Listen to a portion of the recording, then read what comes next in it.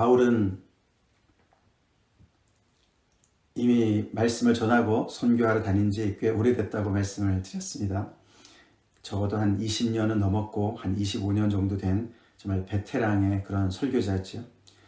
그래서 이렇게 서신을 쓰지만서도 이 서신을 읽는 사람들이 어떤 생각으로 지금 따라오겠다라는 것을 다 감을 잡고 있어요. 그래서 1장에서는 그가 이제 본격적으로 복음을 설명하기 시작하면서부터 불의로 진리를 막는 그런 사람들에게 임하는 하나님의 진노를 이야기하면서 대부분의 내용들이 다분히 우상숭배의 죄라든가 동성애의 죄라든가 이런 것들은 다 비유대인들, 그렇죠? 이방인들, 율법을 모르는 이방인들이 다 짓는 죄들이었습니다. 유대인들로서는 좀 짓기 어려운 그런 죄들이었습니다. 물론 그 뒤에 몽독을 우리가 쭉 살펴봤지만 모든 인류가 다 해당이 되는 얘기지만 그런 얘기들을 쭉 들으면서 이제 가상의 그런 그 대상들을 바울이 생각하는 것이죠. 유대인들이 스스로 생각할 때 우리는 아니야 이렇게 생각을 하는 것을 마음의 염두에 두는 것이죠. 그래서 바울은 2장부터 그 유대인들을 이렇게 암묵적으로 생각하면서 너희도 예외가 아니야 라는 것을 사실은 쓰고 있는 내용입니다. 어저께 우리가 2장 1절부터 16절까지 본문이었는데 특별히 앞에 몇 절을 읽어보면요. 그러므로 남을 판단하는 사람아 누구를 막론하고 내가 핑계하지 못할 것은 남을 판단하는 것으로 내가 너를 정죄함이니 판단하는 내가 같은 일을 행함이라. 유대인들의 마음속에 들어갔다 나온 바울이지요. 그런 얘기를 쭉 들으면서 우리는 아니야 라고 생각하지만 그렇게 너네가 남을 판단하지만 저 사람은 우상숭배자고 동성애자고 우리는 아니야 라고 생각하지만 그러나 너네가 그렇게 판단하면서 너희 스스로도 같은 일을 행하고 있다. 그러면서 이런 일을 행하는 자에게 하나님의 심판이 진리대로 되는 줄을 우리가 아노라. 너네가 비록 우상 숭배는 안 할지라도 또는 동성애의 죄는 짓지 않는다 할지라도 너희가 여러 가지 배약하고 수군거리고 그렇죠. 모든 음란과 여러 가지 일들을 그 밑에 나오는 여러 가지 그런 죄악들을 너네가 정말 그런 것으로부터 자유한 사람은 아니다.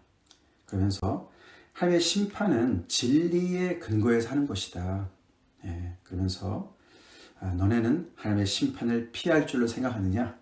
그러면서 아직은 잘 딱 유대인이라고 얘기는 하지 않지만 그렇게 이제 염두에 두고 얘기를 하면서 뒤에 이 사람들이 왜 하나님의 심판을 피한다고 생각했냐면은 하나님의 인자하심, 용납하심, 길이 참으심 이런 것들을 의지하는 거예요. 그렇지만 하나님은 각 사람이 그 행한 대로 보응하신다. 이게 각 사람의 유대인들은 예배가 아니라고 암묵적으로 얘기하는 것이죠. 자, 그러면서 오늘 이제 17절에 들어와서 그 가상의 그런 대상들을 2장부터 얘기를 하는데 이게 도대체 누군가 유대인들을 얘기하는 게 아닌가라고 생각했는데 17절에 딱 보니까 유대인이라 불리는 내가 이렇게 정확하게 유대인이라고 이야기를 하고 있습니다. 2장 1절부터는 사실은 너라고 얘기하면서 단수로 얘기를 했는데 그 사람이 이렇게 하나님의 인자하심도 알고 용납하심도 알고 길이 차심을 아는데도 그것을 멸시하고 그걸 당연시 여기고 오히려 하나님의 은혜를 무슨 백지 위임장 마냥 생각하면서 회개하지 않는 그래서 하나님을 모독하는 그런 정말 생각을 하고 있는 이 사람이 과연 누군가 봤더니 17절에 유대인이라고 이렇게 지칭하면서 이제 더 정확하게 얘기를 하죠. 사실 오늘 본문은 유대인들을 향한 이야기입니다. 그래서 하나님의 진노는 이방인들에게만 임하는 것이 아니고 유대인들에게도 임하고 있음을 강력하게 이제 주장을 하고 있는 것이죠. 그 얘기를 듣는 유대인들이 심기가 불편합니다. 그렇죠? 그들은 정말 선민으로 하나님께서 하나님의 택함을 받은 자들로서 받은 특권이 너무나도 많았습니다. 바울이 그걸 모르는 것이 아닙니다. 그것을 인정해요. 그렇지만 바울의 포인트는 다른 데 있었죠. 그래서 오늘 17절에서부터 20절까지도 그 짧은 그 절에서 9개의 그런 특권을 열거합니다. 유대인들이 가지고 있는 9개의 특권. 그것을 인정합니다. 유대인이라 불리는 내가 유대인이라고 불리는 내가, 사실 이 이스라엘 백성들이 유대인이라고 이제 불리는 것은 그 바벨론 포로에서 돌아온 때부터 그렇게 더 본격적으로 쓰여졌습니다. 주로 이제 유다 백성들이 들어오지 않았습니까? 유다 족속들이. 그래서 유대인이라고 그때부터는 이스라엘 백성들을 얘기했는데, 하나님의 택함을 받은 백성이라는 이야기죠. 그래서 그 뒤에 나오는 모든 축복은 다 거기서부터 나오는 것이죠. 하나님께서, 그쵸? 이 아브라함의 자손, 유다 자손을 선택하신 것이니까. 그래서 그들에게 율법도 주셨고, 뒤에 오늘 또 중요한 얘기가 할례를 얘기합니다. 그죠? 할례도 주셨고, 할례를 명하셨고, 그 모든 것들이 하나님의 특권이었습니다. 하나님께서 주신 특권이었습니다. 그래서 유대인이라 불리는 내가 율법을 의지하며, 다른 모든 이방인들은 가지고 있지 않은 율법을 그들은 수여받았고, 더 나아가서 그들은 그것을 의지한다. 이 말은 그냥 율법을 받은 것을 자랑한다 이런 것보다도 율법을 통해서 하나님께서 우리에게 이미 구원을 주셨다. 그래서 율법이 자기를 구원한다. 그렇게 의지한다. 그런 뜻입니다. 그리고 하나님을 자랑하고, 이것은 잘못된 것이 아니죠. 그렇죠? 무슨 이것을 뭐 없는 걸 자랑하는 게 아니기 때문에 하나님을 자랑하는 것, 당연히 정말 자신들의 그런 언약의 주체자이신 하나님을 자랑하는 것, 우리가 조금 전에 예배 시작할 때 제가 읽어드린 정말 그 예레미야 9장 23절 말씀, 22장 23절 말씀, 그죠? 너희가 이런저런 것을 자랑하지 말아라. 너의 부함도 자랑하지 말고, 너의 용맹함도 자랑하지 말고, 지혜를 자랑하지 말고, 여호와 아는 것을 자랑해라. 그렇게 하나님께서 말씀하시지 않으셨습니까? 그것도 좋은 것이죠. 이방인들이 갖지 않은 것입니다. 또 율법의 교훈을 받아 하나님의 뜻을 알고 지극히 선한 것을 분간하고, 이것도 엄청난 특권입니다. 그렇죠? 그들은 율법의 그 놀라운 하나님의 그런 말씀의 빛을 받은 사람들로서 분별의 능력이 있었습니다. 그리고 이제 19절부터 나오는 것은 그런 것을 통해서 이제 그것을 가지고 있지 않은 이방인들을 향한 그런 그들의 어떤 상대적인 그런 특권을 얘기하는데, 맹인의 길을 인도하는 자고, 어둠에 있는 자들의 빛이고, 율법에 있는 지식과 진리의 모범을 가진 자로서 어리석은 자의 교사고 어린아이의 선생이라고 스스로 믿는다. 이 모든 것들이 사실이죠. 사실입니다. 그런데 이제 문제는 이들이 율법만 가지고 있고 자랑만 하고 있고, 바울의 포인트는 뭐죠? 바울이 얘기하는 것은 21절에 그러면 다른 사람을 가르치는 데가 내 자신을 가르치지 아니하느냐. 그들이 가지고만 있고 가르치게만 하고 결국은 자기 자신을 가르치지 않는, 행하지 않는 그런 모습을 질타하고 있습니다. 그것이 유대인들의 문제라는 것이죠. 바로 그것 때문에 하나님의 진노가 이방인들에만 임하는 것이 아니라 너희들에게도 임한다. 유대인에게도 임한다. 사실 이 오늘 본문은 이런 그 구조를 이제 가상의 한 사람을 선정해 놓고서 그 사람과 이렇게 마치 토론을 하듯이 그렇게 이제 편지를 쓰고 있습니다. 그 당시에 굉장히 이렇게 유명한 그런 교수법이라고 그러는데 디아트리베라, 이제 그런 이름이 달려 있어요. 디아트리베. 그런 어떤 특별한 그런 교수법을 통해서 이 편지를 쓰고 있는 거예요. 그러니까 가상의 유대인들 중에 어떤 한 사람을 딱 생각해서 그 사람의 마음속에 있는 것들을 이렇게 궁금증을 이렇게 풀어나가면서 설명을 하고 있습니다. 굉장히 논리적으로 설명하고 있습니다. 아니 우리 유대인들이 얼마나 하나님께 큰 특권을 받았는데 무슨 소리를 하는 거야? 아닌 것을 다 알려주고 있습니다. 자, 그러면서 도둑질하지 말라고 선포하는 데가 도둑질하느냐? 그렇게 알고 있고 도둑질이 나쁜 걸 알고 있고 또 도둑질하지 말라고 가르치는 데가 스스로 너 자신은 가르치지 않고 도둑질하느냐? 가늠하느냐? 심지어는 우상의 가증을 여기는 것을 내가 신전 물건을 도둑질하느냐? 이 말이 과연 무슨 말일까? 그게 어떤 그 당시에 좀 행해진 어떤 그런 일이었다고 해요. 그러니까 신전에 어떤 그런 뭐 금이나 은이나 어떤 동이나 이런 것들을 가져와서 그냥 또 성전에다가 두고, 이제 사실 그것이 어떤 우상을 섬기는 어떤 그런 물건들인데 우상 숭배에 대한 어떤 그런 개념들이 많이 약화되어서 그런 것들을 무분별하게 취하는 어떤 그런 일들이 왕왕 있었다고 얘기합니다. 그런 여러 가지를 통해서 우상 숭배를 죄라고 하지만서도 우상 숭배 어떤 심각성들을 잘 모르는 그런 것들을 이야기하고 있습니다. 자, 그러면서 결론을 어떻게 내립니까? 율법을 자랑하는데 결국은 율법을 너네가 범함으로 하나님을 욕되게 하고 있다. 이방인 중에서 그래서 너 하나님을 모독받게 하고 있다. 그렇게 엄청나게 이야기를 합니다. 그뿐만 아니다. 유대인으로서 가장 자랑스러워하는 것이 율법이고 그 다음에 두 번째가 뭐냐고 우리가 생각해 볼 때 할례입니다. 할례. 그래서 유대인들은 정말 자기들의 유대인됨을, 유대인의 어떤 정체성을 이야기하는 데서 가장 중요한 것을 율법을 가지고 있고 모세의 율법을 얘기하는 것이죠. 토라. 그리고 우리는 할례의 증표를 가진 사람들이다라고 얘기를 한 것이. 그러나 바울은 그 모든 것들을 얘기하죠. 할례도 율법을 지킬 때나 의미가 있는 것이지 율법을 범할 때는 할례는 무할례가 된다 이야기합니다. 그러면서 또 가상의 한 사람을 얘기합니다. 그렇죠? 무할례자가 할례를 받지 않은 사람들이 반대로 율법을 지켰다면 그 사람은 오히려 할례자가 되는 거야. 그런 사람이 있다는 것이 아니라 논리적으로 설명하기 위해서 얘기하는 것이죠.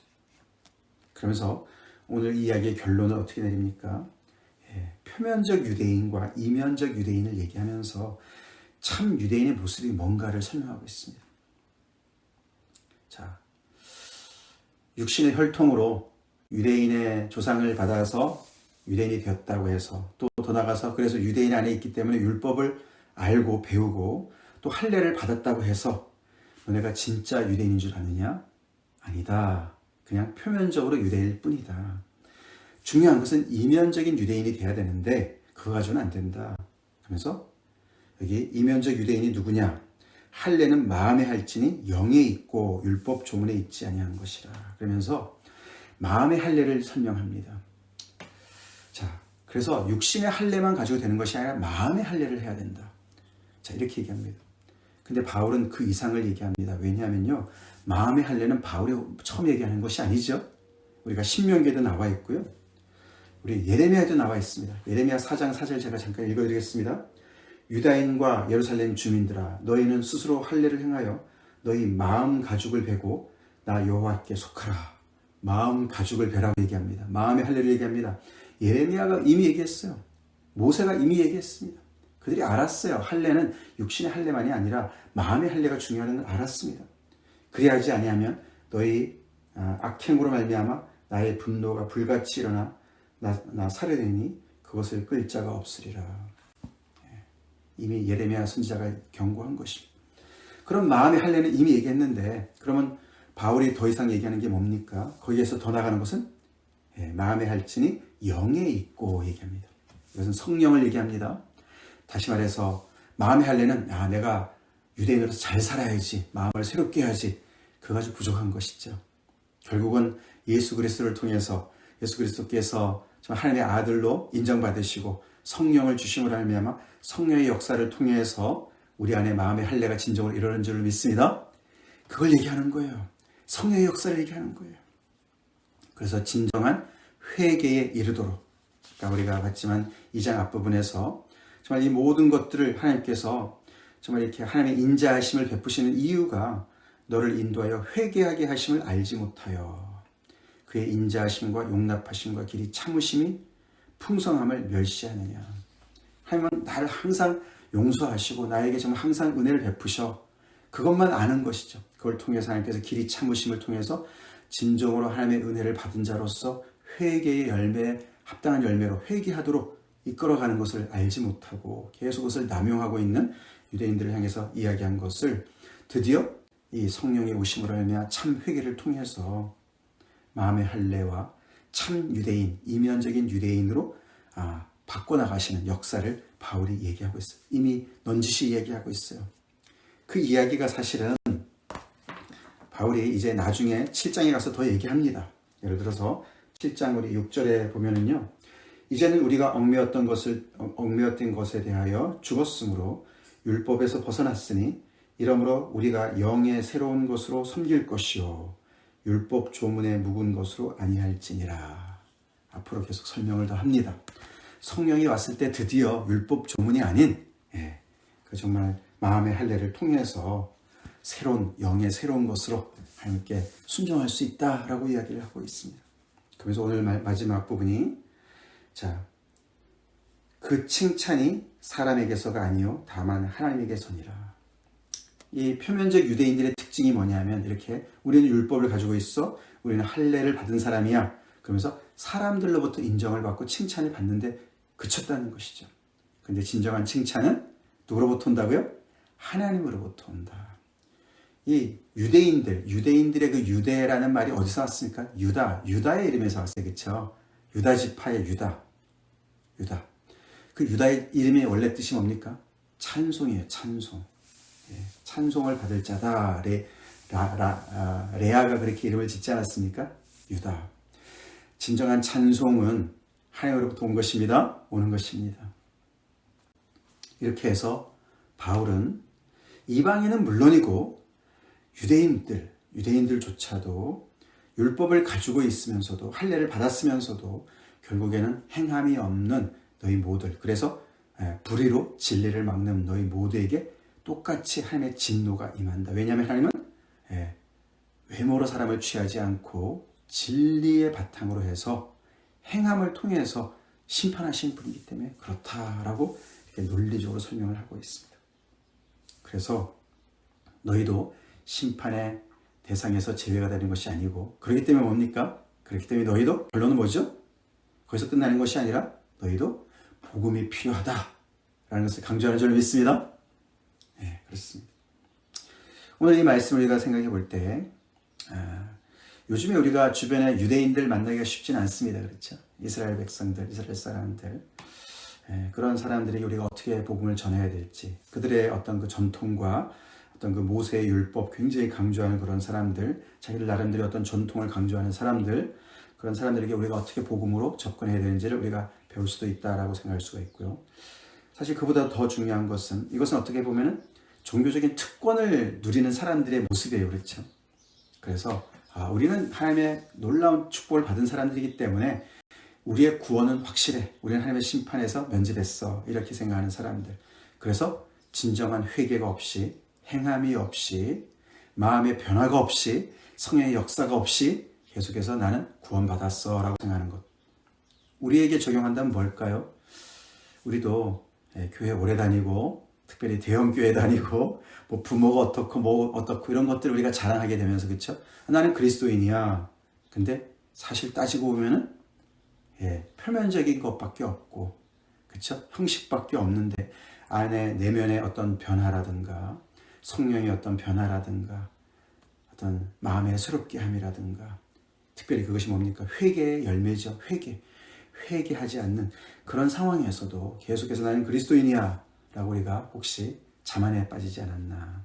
하나님의 은혜를 백지 위임장 같이 생각하면서 우리의 행동은 전혀 아닌데 우리는 주장만 하고 있지 않은가, 그런 걸 심각하게 돌아보게 하는 말씀인 줄로 믿습니다. 우리가 로마서 말씀을 묵상하면서 우리 심령의 부흥을 위해서 우리가 기도하자, 교회의 부흥을 위해서 기도하자, 제가 이렇게 주일에 말씀을 드렸는데 오늘 말씀을 통해서는 다시 한번 우리의 심령의 새로운 부흥의 역사, 회개를 통한 부흥의 역사를 일어나도록 기도합시다. 우리는 잘 아는 것들, 또 심지어는 저 같은 경우는 가르치면서까지 하는데, 가르치면서까지 내 스스로를 가르치지 않는 것들이 무엇이 있는가. 우리는 무엇보다도 스스로를 잘 가르쳐야 됩니다. 그래서 제가 늘 이렇게 청년부 이렇게 모임할 때마다 저희 기도 제목 같이 돌아가면서 기도할 때 제 기도 제목은 늘 똑같아요. 제가 말씀 전하는 대로 살게 기도해 달라고 그렇게 기도합니다. 제 기도 제목입니다. 어떻게 그게 정말 참 쉽지 않은 그런 기도 제목이죠. 저를 위해서 기도할 때도 그렇게 기도해 주시기 바랍니다. 제가 말씀을 열심히 선포하고 전하고 가르치지만 그 말씀을 전하는 것, 가르치는 것으로 제가 그것으로 정말 위안을 받을 수가 없죠. 제 자신이 그 말씀만큼 정말 계속해서 성장할 수 있도록, 그건 저 자신뿐만 아니라 우리 모두에게 해당되는 말씀입니다. 아멘. 그래서 정말 하나님의 그런 놀라운 이 말씀의 능력이 내 안에 온전히 이루어져서 회개로 나타나서 성령의 온전한 역사를 통해서 우리의 삶 속에 새로운 어떤 그런 열매들, 순종의 열매들, 진리를 행하는 열매들 우리가 있기를 위해서 간절히 기도합시다. 그런 부분을 위해서 기도합시다. 같이 기도하겠습니다. 하나님 감사합니다. 오늘도 새날 주시고 귀한 로마서의 말씀을 통해서 복음의 그 진수를 아버지 또 이렇게 듣게 하시며 하나님의 진노로부터 예외된 사람이 하나도 없음을, 우리를 포함해서 하나도 없음을, 그렇지만 그렇기 때문에 우리가 복음이 정말로 절대적으로 필요한 사람인 것을 다시 이렇게 다시 아버지 강조해서 듣게 하시니 감사합니다. 하나님, 우리 안에 행여나 잘못된 그런 아버지 하나님의 우리의 자만이 있지 않은지 돌아보게 해주십시고, 이 복음을 들으면서 다시금 우리 안에 온전한 새로운 회개의 역사를 하게 하시옵소서. 상한 심령과 하나님 앞에 정말 아버지, 주여, 정말 아버지 통회하는 마음을 가질 수 있게 도와주시고, 성령님께서 온전히 우리 안에 새로운 일을 계속 행하실 수 있도록 우리 안에 모든 교만을 내리게 도와주시옵시고, 또한 아버지 이 복음을 아버지 그 누구에게도 능력 있게 바울처럼 증거할 수 있게 하시고, 열심히 배우고 열심히 가르칠 뿐만 아니라 전할 뿐만 아니라 또 열심히 우리 자신을 가르치며 우리의 삶을 돌아보는 은혜가 있게 해 주시옵소서.